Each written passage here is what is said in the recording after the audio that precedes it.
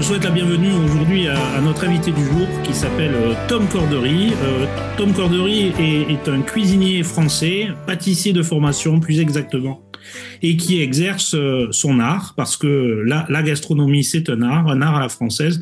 Il exerce en Norvège, dans la pointe nord de la Norvège. Alors j'ai regardé, on est à Ritnes, pardon pour la prononciation, donc un petit village qui se trouve à peu près à plus de 1000 kilomètres d'Oslo au nord et à 3000 kilomètres de Bruxelles puisque notre invité Tom a fait sa scolarité au lycée français de Bruxelles. Il est issu d'une famille, je crois, de militants, une famille politique, mais lui a choisi de partir après ses études à Bordeaux pour y découvrir et y apprendre la pâtisserie.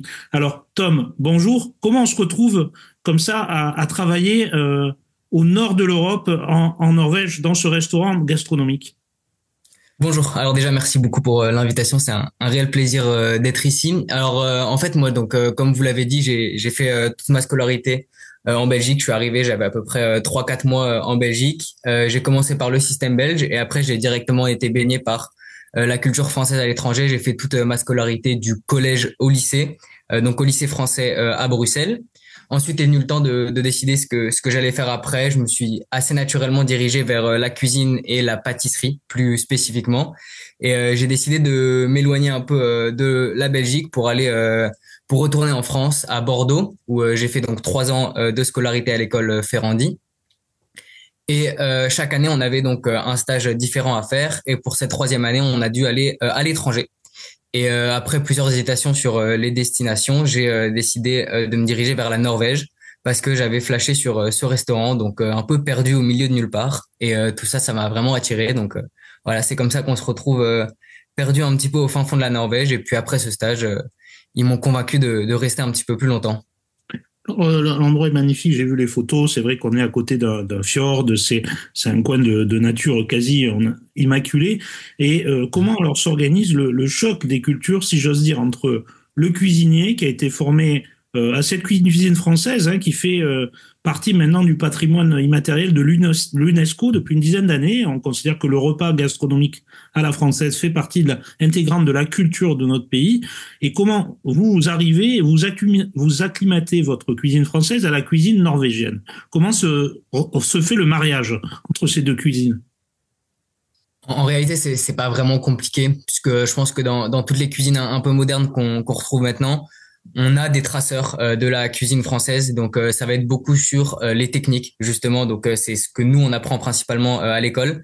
Même si moi du coup j'ai un peu recommencé certaines choses à zéro en me dirigeant vers la cuisine, puisque sur ce troisième stage j'ai décidé de me diriger vers la cuisine un peu plus salée. Mais ça va vraiment être ce qu'on va retrouver, ça va être des techniques. Par exemple, ça va être des techniques sur les sauces. Euh, En citant quelques exemples, des beurres montés, des beurres blancs comme ça va être plus ces petites techniques-là, des techniques de cuisson, de travail des produits, etc., qui vont être adaptées plus à la sauce et avec les produits du terroir qu'on retrouve ici. Donc nous, principalement sur le territoire du nord de la Norvège. Alors c'est quand on regarde les commentaires en ligne, hein, on voit que les commentaires sont excellents, c'est commentaires 5 étoiles. On sent aussi que derrière ce projet monté par un Norvégien il y a 4 ans, il y a des valeurs, certainement de respect de l'environnement, d'approvisionnement en circuit court, etc. Est-ce que vous pouvez nous parler de ça, vous qui êtes aussi issu d'un milieu familial justement porteur de valeurs, je crois?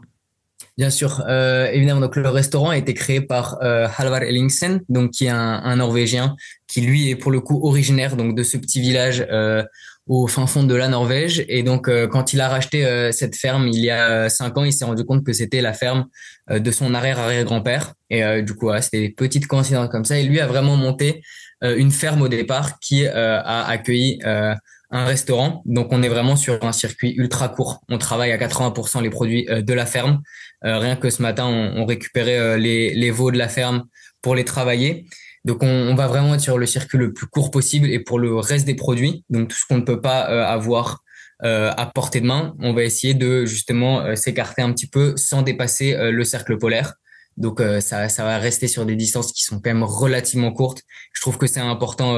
Maintenant, voilà, je pense que je suis loin d'être le premier à en parler et c'est un sujet sur lequel on est de plus en plus sensibilisé, mais voilà, c'est important dans des industries comme ça de pouvoir respecter au mieux le produit et puis voilà pour avoir le plus court possible afin de protéger un petit peu notre planète quand même.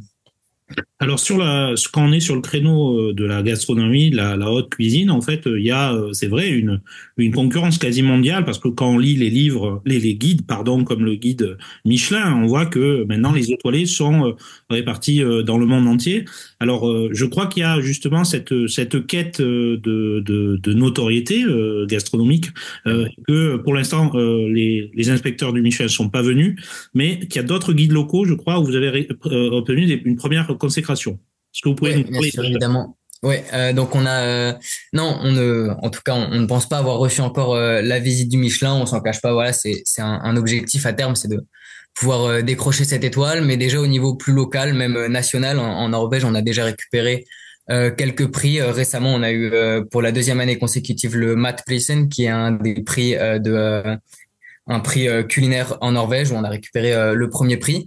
Donc et puis on a aussi quelques guides, donc notamment un guide sur le sustainability gastronomy où on a deux cercles sur trois, donc qui sont un peu leur équivalent des étoiles Michelin. Où là on va avoir, ça va être vraiment sur tout le travail qui va être sur l'environnement, que ce soit un environnement de travail économique et social, mais évidemment aussi l'environnement au sens de la planète. Et voilà. Donc on est quand même assez reconnu, même si ça a pris un petit peu de temps, parce que voilà, quand on est perdu ici, ça prend du temps de se faire connaître, etc. Mais voilà, après 4 ans, on commence vraiment à voir le fruit du travail qui a été fait par les créateurs du restaurant. Alors, c'est pas une destination pour les Français qui s'expatrient, c'est pas forcément une destination à laquelle on passe spontanément, en comparaison des gros bataillons de Français de Bruxelles, des Français de Genève, par exemple. Alors, comment se passe l'acclimatation d'un jeune Français à la Norvège? Alors, en tout cas, à cette partie-là de la Norvège, puisqu'encore une fois, on est à 1000 kilomètres d'Oslo. Bon, honnêtement, ça se fait assez bien. Les Norvégiens sont vraiment extrêmement accueillants.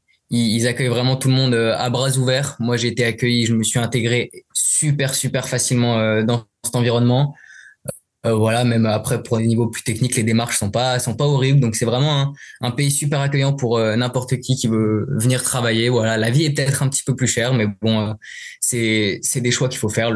Les revenus vont avec, mais voilà, c'est vraiment des gens gentils qui sont là pour. Bah après dans mon exemple, c'est aussi des gens qui aiment apprendre, donc qui m'ont aidé tout de suite à en apprendre beaucoup plus sur mon métier.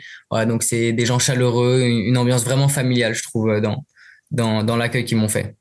Vous me disiez quand on a préparé l'émission que dans votre école, en fait, à Bordeaux, il y a quand même beaucoup d'étudiants qui font le choix de faire un stage plutôt en France ou alors quand ils sont à l'étranger, de revenir plutôt vers la France ensuite. Alors, quel est votre itinéraire? Quelles sont les prochaines étapes de votre itinéraire en ce qui vous concerne?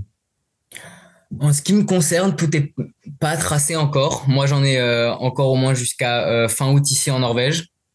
Après, je pense me diriger, peut-être revenir 1 an en France. J'aimerais bien faire un tour de France, essayer de rencontrer un peu les nombreux producteurs qu'on a dans la région et dans le pays.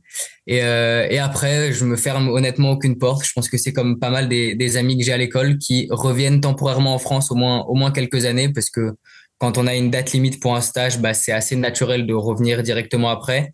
Mais quand je discute avec beaucoup de mes camarades de classe, aucun n'est fermé à repartir par après, puisque je pense qu'on a tous beaucoup de choses à découvrir, surtout dans des métiers de culture et d'art comme la gastronomie, à découvrir des autres cultures et des autres pays. Voilà, des métiers de culture et d'art qu'aujourd'hui, dans cette émission Vagabondage, on a voulu mettre en valeur à travers votre exemple. Je vous remercie, Tom, et je vous remercie pour votre éloquence aussi à la française, si j'ose dire. Vous avez Merci été bien beaucoup. formé, si je peux en sourire avec vous.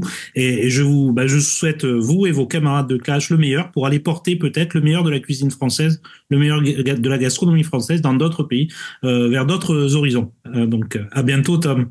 Merci beaucoup, c'était encore un plaisir. À bientôt.